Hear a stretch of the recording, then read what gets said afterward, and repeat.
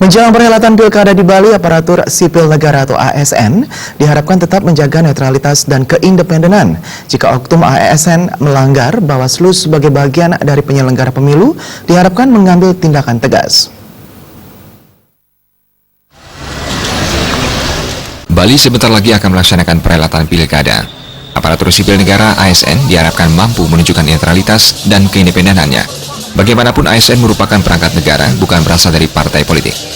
Menurut Ketua Jaringan Pendamping Kebijakan Pembangunan JPKP Bali, Eka Budiasa, para ASN diharapkan tetap menjaga netralitas, keindependenan, dan profesionalisme sebagai lembaga pemerintah. Lembaga Bawaslu yang bertugas mengawasi pilkada diminta menindak tegas segala pelanggaran yang dilakukan oknum ASN. Himbauan sudah jelas, aturan sudah jelas bahwa aparatur sipil negara itu harus netral. Namun dalam kenyataannya susah juga, ya.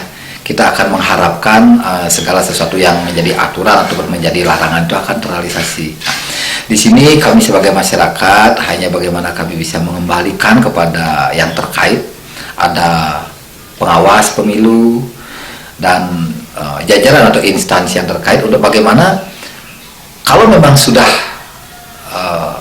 dipandang layak, ya silakanlah terapkan sanksi untuk yang melanggar. Namun kepada para aparatur sipil negara yang dalam hal ini adalah sebagai abdi negara, kami selaku masyarakat memohon agar benar-benar taat dengan aturan ataupun peraturan yang ada. Memaksimalkan kinerja Bawaslu, masyarakat selaku pemilih diharapkan melaporkan kepada Bawaslu jika menemui pelanggaran yang dilakukan petugas di lapangan. Saputra Bali TV.